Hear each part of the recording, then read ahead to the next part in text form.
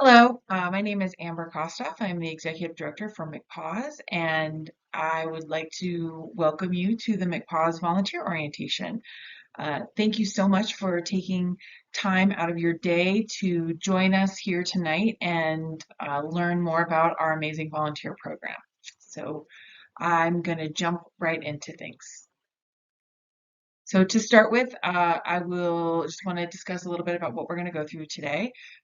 First of all, welcome again. So excited that you are here. Second, we're going to go through a little bit of MCPAWS history and information about the organization. We are going to discuss the purpose and goals of our volunteer program.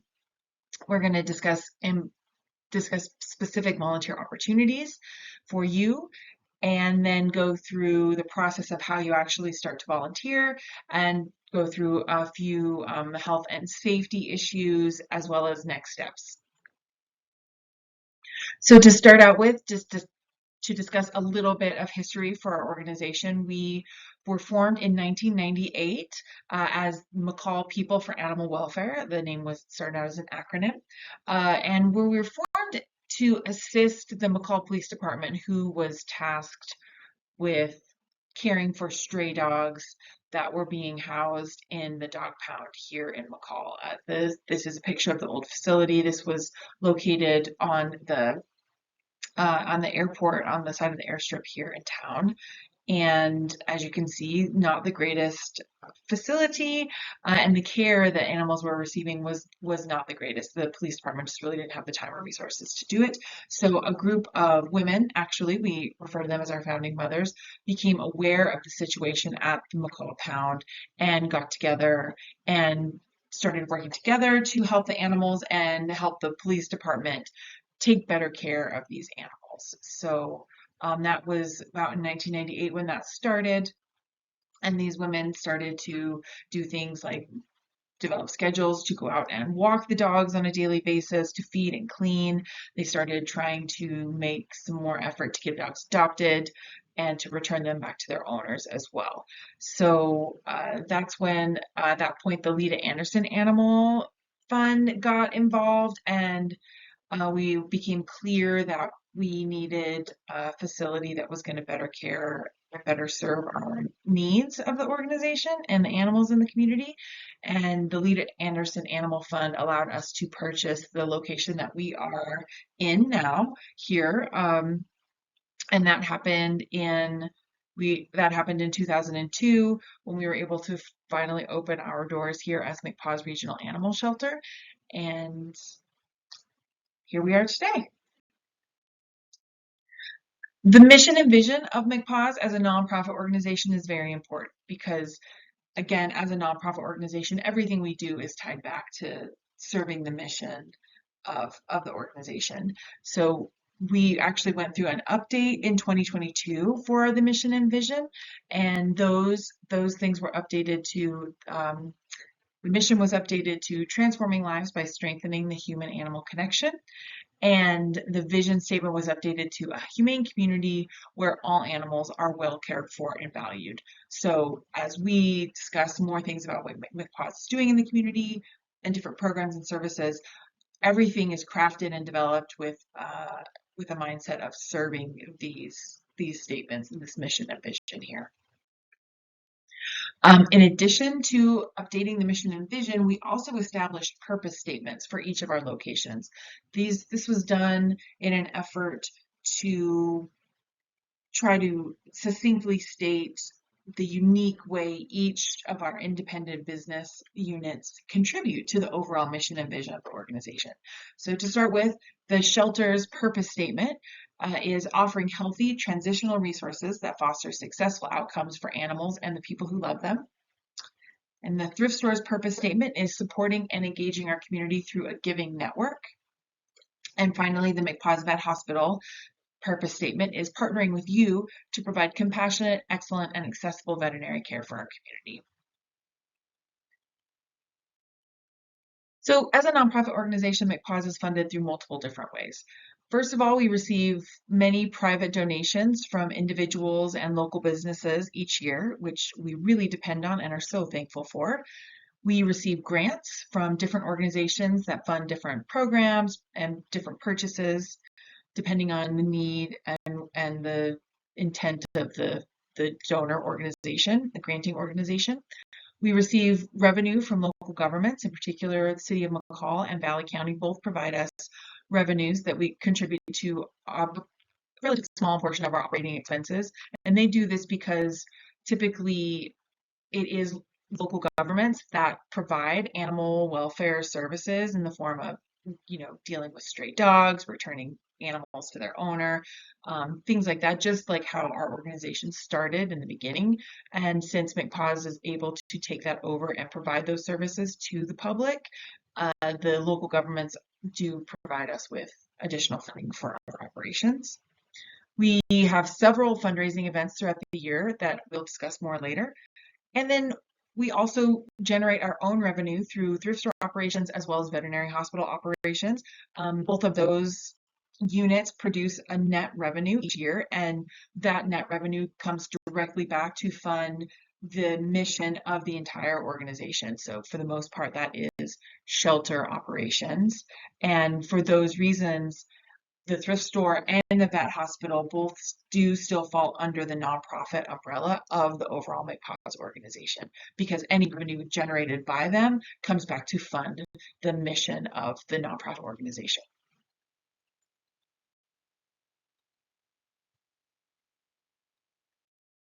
So moving on to shelter services, those services that we do offer to the community, there's a wide spectrum. First and foremost, probably the most well-known is adoptions. We also do receive owner guardian surrenders from people who can no longer care for their pets. We do offer stray and return to owner services, so taking in those animals who are lost and then trying to find their owners again. And then additionally, other things like ID tag engraving. We have a community pet food bank at the shelter. We offer a lot of spay-neuter services to the community, and then we also have behavior assistance.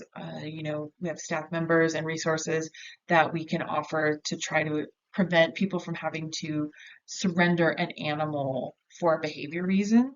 And then we also offer microchipping, which is the best way to get a lost pet back home as quickly as possible. So we do all of that at the shelter. Moving on to the purpose and goals of our volunteer program. First of all, the goal or the purpose of the whole program is to enhance the care that shelter animals receive. No matter what we do, and I think that I speak on behalf of the entire staff, that when we take a great deal of pride in the level of care and the quality of care that our shelter animals receive, we still can't do it all on our own. And we're still never going to be able to offer a level of care that will be equivalent to a loving home environment. So we do our best to make ends meet in the meantime until we get that animal into a home. So again, staff can do a lot, but we really do need additional help from volunteers to really allow us to bring the level of care that shelter animals receive up. The volunteer program provides additional support and capacity for MCPAWS employees.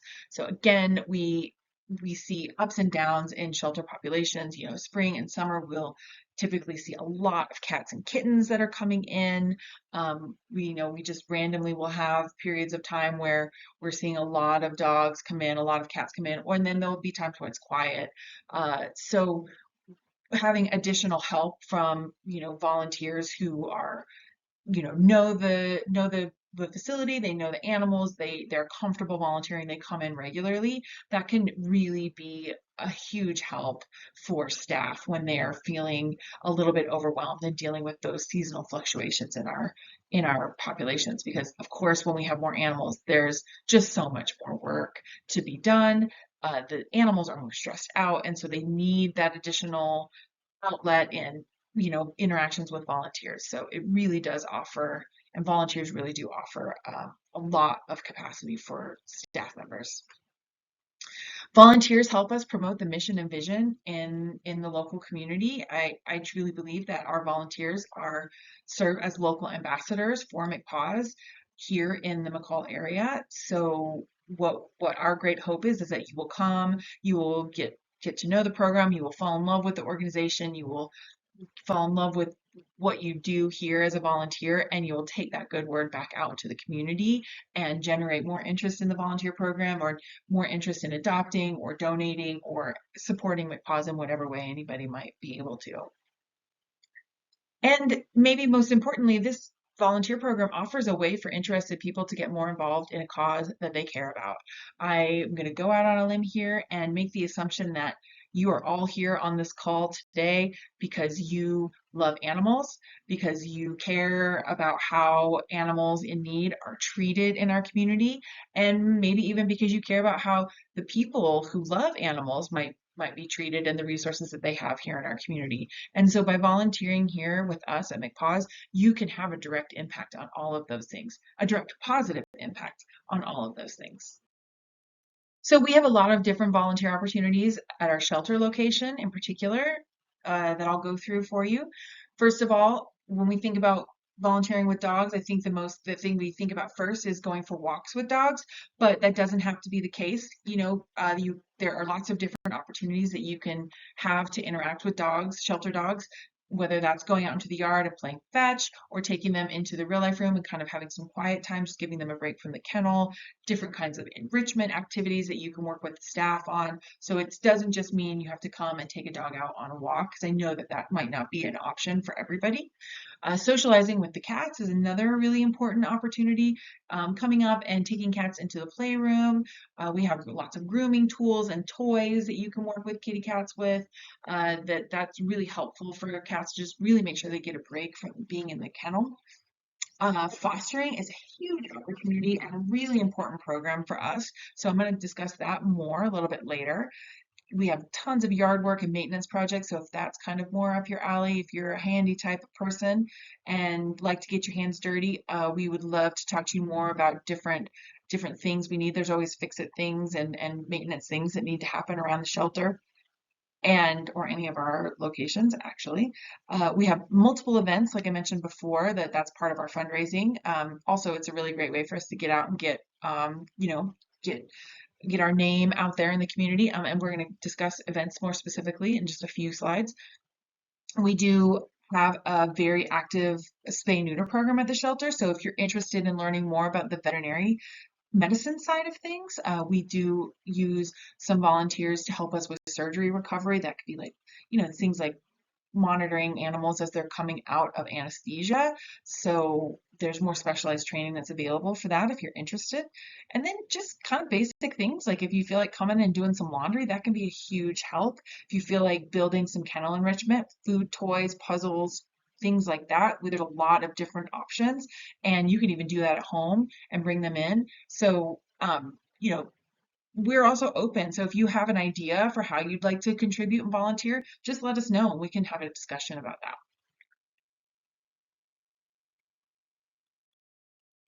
Okay.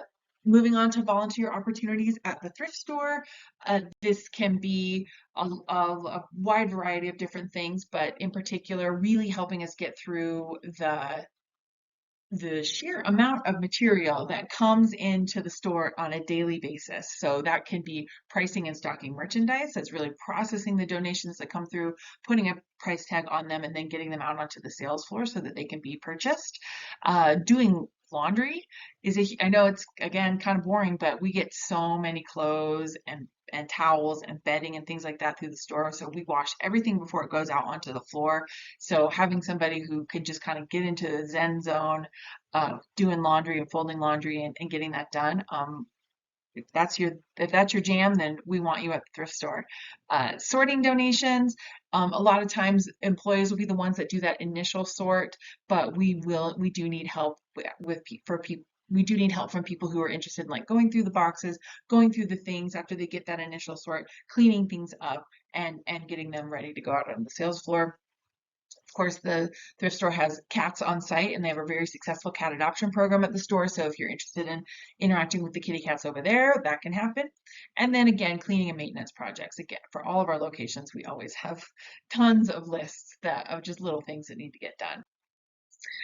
And then finally, moving on to the events, we use volunteers to help us. A lot of these events are even mostly run and planned and organized by volunteers. So if that's something that you're interested in, please do let us know. But we start typically in January with our Monster Dog Pool event, and then our auction for the animals, which is a live and silent auction gala event that is held every other year. But there's a lot that goes into planning that. It's our biggest fundraiser, and 2023 will be an auction year. So then 2024 will be a non-auction year, as we call it. We do Oktoberfest every year, the first Saturday in October, and then MCPAWS is in early December, which is where people can come and bring their pets to have their photos taken with Santa Claus. So if any of these are interesting to you, and once you get signed up as a volunteer, you'll start to get those emails of, hey, we're looking for volunteers for this, and you'll kind of get in the loop that way. Okay, I said we were going to discuss fostering. So fostering, again, such an important program for us at MCPAWS. And essentially, when you become a foster family for MCPAWS, what you're able to do is provide temporary care in your home for shelter animals. And this can be for a lot of different reasons, but really what it allows us to do is provide specialized care for, in particular, at-risk animals. So when I say that, I'm definitely talking about kittens. Oftentimes kittens come in very young in the spring and summer months. They come in much younger than they can be adopted out. They have to be 2 pounds, which is typically about 8 to 10 weeks before they make that weight, before they can be spayed or neutered.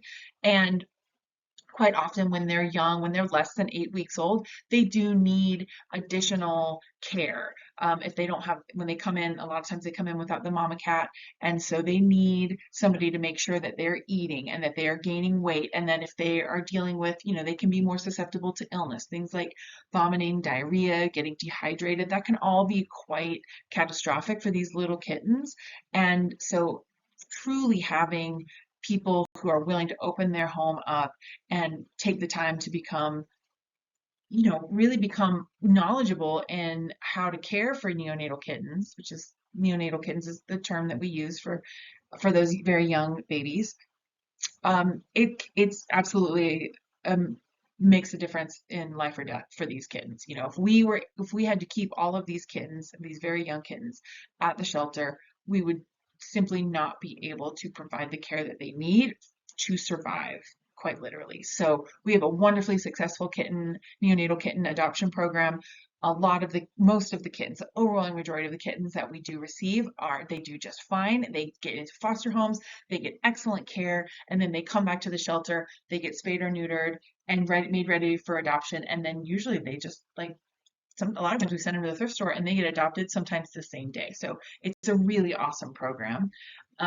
Fostering is, in addition to that, providing that specialized care, it also opens up really valuable space at the shelter, and it gives the staff and the animals a break. So sometimes, again, kitten season, when we have 75 kittens in our care, having all of those kittens at the shelter would be overwhelming for our staff. It would be, I don't even know if we would have enough space for that. So we can provide care for so many more animals in an efficient and effective way by utilizing foster homes. And it also really gets the animals out of the shelter and gives them a break from being stressed out in kennels. And actually, I should mention, when I say that, that means, yes, kittens are a huge part of our foster program, but we really love to have foster homes that are able to take puppies. Also, puppies are a big deal for us, and we really like to get puppies out of the shelter environment. Adult cats and dogs, senior cats and dogs, animals that might have medical conditions, any of those animals are really excellent candidates for a foster program. So if you want to foster, if you have an idea of an animal that you'd like to foster, just reach out to a staff member and have that discussion, and usually we can make that happen. The other thing I'll add is that any time period is helpful. We do a lot of overnights, just our weekend fosters, or a week or 2 weeks, or however long you can do. Sometimes just one night out is just a little bit of a decompression time for an animal. We see a lot of adult dogs that will go home for an overnight, and the foster family will inevitably come back and report, you know what, he just crashed. He slept, he had dinner, he watched the TV with us, and he just really needed that decompression time to just recover from being in a stressful kennel environment. That is not a natural environment for animals, unfortunately. And so it is as good as job as we can do, it's still hard on them. So any time period is helpful. If you have more questions about fostering, there are additional, we're going to do, I think we're in the process of developing a foster orientation session, as well as a specialized neonatal kitten foster care training as well. So stay tuned for those. Okay, so volunteer protocol, kind of the process that you need to go to be able to volunteer. First of all, you need to fill out your application and your liability waiver. If you're here on this call, odds are that you've already gotten that one done. You need to go through volunteer orientation. So check, this one is done. You can feel accomplished today because this is going through this call right now is going to satisfy the requirement for the volunteer orientation. You need to go through your kennel skills class. This is for anybody who's interested in volunteering with dogs at the shelter. Essentially what this goes through is more specialized training and discussion on dogs and dog body language and dog handling skills. So how do you interact with shelter dogs safely here at MCPAWS? So that is a class that's held monthly as well, and you'll get more information about that. You need to go through, if you want to volunteer at the thrift store, go through a simple job shadow. If just reach out to us, we'll put you in touch with who you need to talk to, and they'll get you out, they'll get you to the store and kind of give you a lay of the land and turn you loose on whatever job needs to happen that day. Volunteers must be 16 years of age to volunteer alone at the shelter or the thrift store. If there are children who want to volunteer, they do need to be at least 10 years old to volunteer with a parent. And at the shelter, in that case, they can only volunteer, 10-year-olds can only volunteer with our cats. And then children who are 12 years or older or between 12 and 16 years old are able to volunteer with a parent in our dog kennels. And schedules. We love having volunteers who have a volunteer schedule, you know. If you want to come and be like, I'm going to come Wednesday afternoons every Wednesday, we love that. We will expect you. We will make that happen. Whatever works for your ability and schedule, we would love to have that. Yes, it is really nice to be able to know that, like, okay, so-and-so, they come, they walk dogs on Tuesday mornings or on Saturday afternoons or whatever works. But I will also say, if you can you're just running through town and you feel like, oh, I got an extra 45 minutes, I'm going to run out there and hang out with some cats at the shelter, we're cool with that too. You're able to show up anytime during our regular business hours. If you want to volunteer outside of our business hours, again, that is a possibility, but you will need to set that up ahead of time. So there's a little less flexibility with that. Okay, so we're going to go through some health and safety stuff for, in particular, starting with the shelter. So we really want you to make sure that you always sign in and out. There's a sign-in sheet at the front desk that just helps us know who's here and what time they're spending with us. We do track our volunteer hours as well. It's nice to be able to say, like, you know, how many volunteer hours we do each year. There are intake areas both upstairs and downstairs at the shelter. These are areas where there are animals who are new to us are being held. There might be animals who are waiting for vaccines, animals who are on stray hold. We do have bite quarantines that come through here and there. So those intake areas are employee only and are marked really well. So you shouldn't, there's not really much of a risk to being stumbling in anywhere. But if you have questions about anywhere or where to go or what to do, you just always feel free to ask. At the shelter, there are kennel tags on our different animal kennels, and those are red, yellow, green. Green means go. Those animals are usually very easy to handle, very happy-go-lucky, no concerns. They're readily available for any volunteer to pull out and walk. Yellow is exercise some caution, right? That might be a cat that is cool with being pet and taken out of their kennel, but only up to a certain point. So we want you to just kind of like be aware. And then red tags are to mark animals that are to be handled by staff members only. This could be for a lot of different reasons. An animal could be recovering from surgery. An animal could not be feeling well.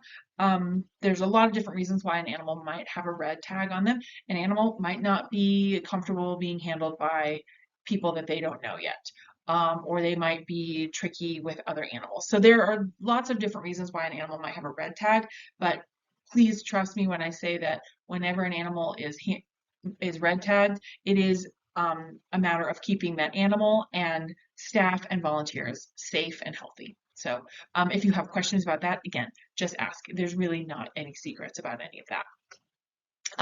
You always want to be washing your hands in between handling animals. There's lots of like germs and bugs and in particular upper respiratory colds, like just like people get, animals get that. This is particularly important when dealing with kitty cats. Really want to wash your hands between handling animals.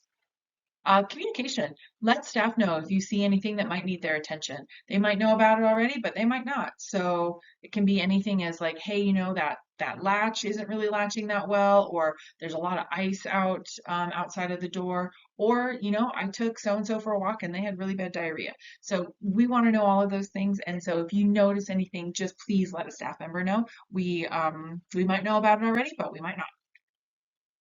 As you're volunteering, you might have encounters with the public. This is to be expected, but the thing that you want to be very careful about is identifying yourself always as a volunteer and then finding a staff member to address any questions or concerns that member of the public might have. You, as a volunteer, will not be able to release animals to the public. This is very important. It doesn't happen. It hasn't happened in a long time, but I don't want there to be any question about that. So a lot of times you might encounter somebody who is rolling into the shelter and looking for a dog that was brought in as a stray. We want to return that animal as quickly as possible, but it does have to be done by a staff member. Photos and social media, you're encouraged to take photos. You're encouraged to share about your volunteer experience on social media. The thing that we want to be very careful about is that you are not in any way speaking on behalf or in a way that could be seen as speaking as a representative of the MCPAWS organization in general. So, like I said, we view our volunteers as ambassadors for our organization out in the community.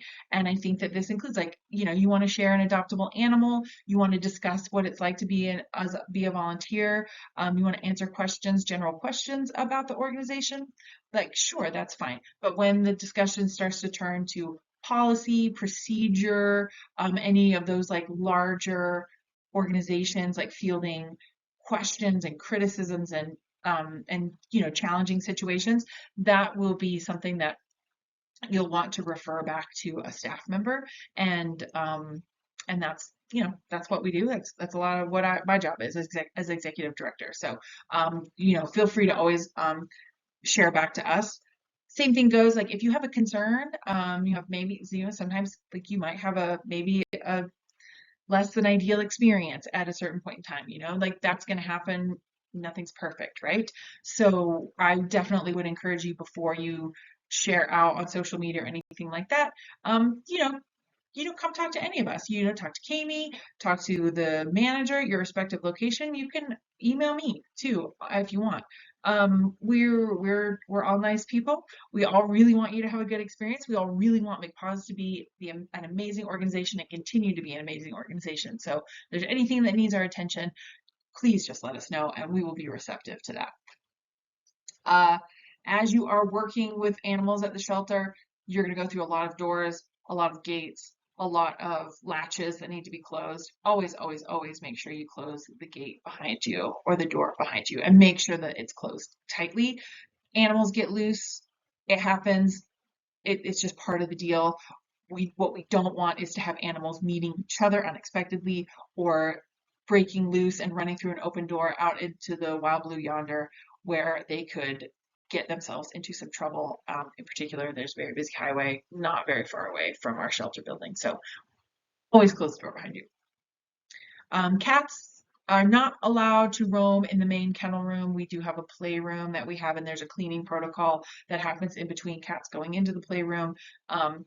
We used to have a roaming policy for our cattery, and what we were seeing was that a lot of cats were getting into fights, they were getting sick, and when that happens, they become unavailable for adoption. They're spending time in isolation. It was contributing to astronomical length of stays for our animals and really degrading the quality of life for shelter cats. So there is a particular reason that we don't allow cats to roam freely upstairs, and why we use our playroom. So if you have any questions about that or concerns, let us know. If there's a kitty cat that you really, really feel like needs to get out, and maybe would benefit from additional enrichment, we can try to put them in a foster home, or maybe you could foster them yourself. There's lots of ways that we can get our cats and take good care of our cats while they're at the shelter. But through speaking through experience, I know that just general roaming of cats upstairs in the cattery is not the way to do that. And then this is, in general, we want to keep a calm and gentle demeanor with all animals. And this particularly applies to shelter animals who are in uniquely stressful environments. So it can be hard, animals, and we talk about this in our kennel skills class for dogs, they act out in different ways. And we want to teach you how to identify that and know that this is not, sometimes it's easy to get frustrated, and believe it or not, sometimes we take it personally. Like, why is this dog jumping all over me? We're just trying to go for a walk. I'm trying to throw the ball for you. I'm trying to do this for you.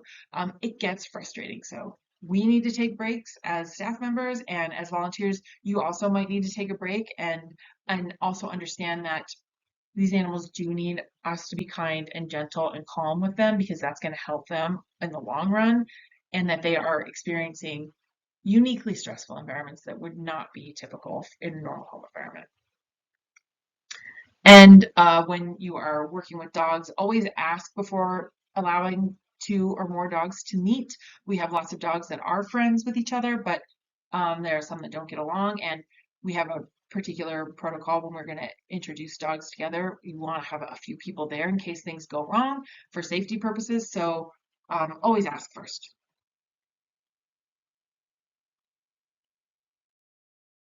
Okay, moving on to health and safety at the thrift store.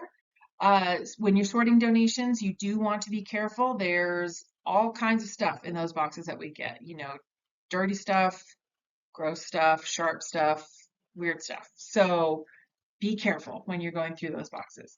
Watch your step. There's, again, just lots of stuff in general. So lots of tripping hazards, lots of things. We try to keep those pathways open as open as possible, but again, be careful. Encounters with the public. Be mindful of fielding questions from shoppers and from donors, and always know that you can grab a staff member to answer any questions that somebody might have. Again, photos, social media encouraged, and really want to see people sharing about the volunteer experience versus maybe like sharing individual finds and things like that at the store. Again, we have a lot of cats at the store. Make sure you wash your hands between cats. That keeps the cats healthy. And pace yourself. In the summertime, it's hot. In the wintertime, it's cold. There's a lot of ice. There's a lot of snow. The job volunteering at the thrift store is quite physical. And so you definitely want to make sure you're drinking enough water, that you're, taking care of yourself. It can feel really good to get through a whole big mound of stuff and process a lot of donations. But you also want to make sure that you're not overdoing it, which can happen. I've done it myself. And then communication. Always, again, just like at the shelter, if you see something, always letting a staff member know if something needs their attention, something needs to be fixed. There's something weird in one of the boxes, every once in a while, there will be cash that is found in pockets, an old, old items that are donated.